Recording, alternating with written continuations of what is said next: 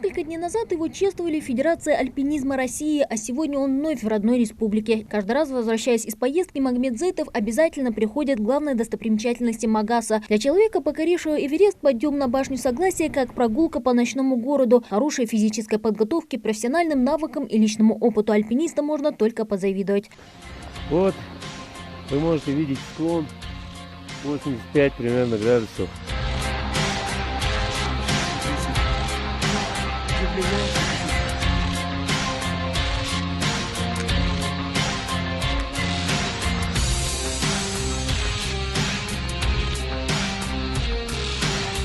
Магомед Зейтов – один из немногих альпинистов, сумевших преодолеть так называемую зону смерти с минимальным расходом искусственного кислорода, в то время как многие таких трудностей просто не выдерживают. В случае недостатка кислорода возможна потеря сознания, а иногда и вовсе летальный исход. Но организм каждого человека индивидуален, поэтому правильно дышать и расходовать силы на вершине горы Магомед учился самостоятельно. Надо идти в темпе, представить себе какой-то часовой механизм, да, и представить определенный интервал, сколько шагов ты делаешь на один вдох или выдох.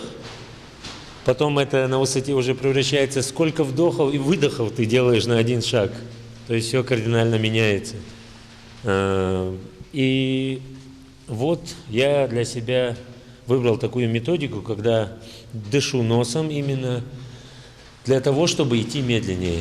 Его имя теперь знают не только в родной Ингушетии, но и далеко за ее пределами. Магомед Зейтов – профессиональный альпинист, сумевший покорить высочайшую точку планеты. В списке его достижений – восхождение на Столовую гору, пики коммунизма и Ленина, расположенные в горной системе Памира, водружение ингушского флага на Эльбрусе и Казбеке. Покорение каждой вершины, признается Магомед, дарит ему море эмоций, описать словами которые невозможно. Когда ты смотришь с вершины, когда ты ступаешь, да, на последний вот этот гребень, он такой небольшой, там 2 человека, максимум 3 человека.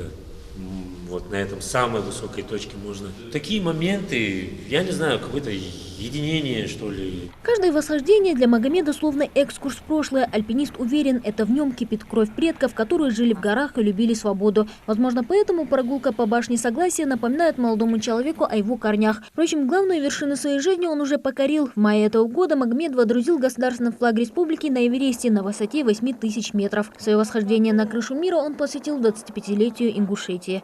Это, наоборот, я благодарен судьбе. И я считаю, что не меня должны благодарить за то, что я поднял наш флаг. Да, а я должен благодарить и флаг, и Ингушетию, и всех, кто за меня болел и молился. Большое всем спасибо. За покорение самой высокой точки мира Магомеда Зейтова наградили орденом «Восходитель на Эверест». Награду ему вручил лично Александр Абрамов, президент клуба «7 вершин» и главный эверестовец страны. Магомед признается, чтобы встать в один ряд с профессиональными альпинистами, ему пришлось немало потрудиться. Сила воли, постоянные тренировки и работа над собой. Было очень приятно, конечно, то, что публика скандировала «Ингушетия на высоте», «Ингушетия», «Ингушетия». Это было очень приятно, конечно. И я держался как мог. Ну, конечно, спасибо, конечно, что отметили. Это очень престижно для нашей республики, не только для меня, что вот так вот нас выбрали, отметили. Большое им спасибо. 15 раз он поднимался на Эльбрус и даже совершил так называемый крест, то самое восхождение, которое оказалось роковым для известной ингушской альпинистки Лейлы Албагачиевой. Свое восхождение он также посвятил памяти сильной женщины. В ближайшее время Магомед собирается в Антарктиду на массив Винсона, а после планирует покорить горы в Австралии, Африке, Южной и Северной Америке. Мадина Пугоева, Хаваш Гойгов, Новости 24.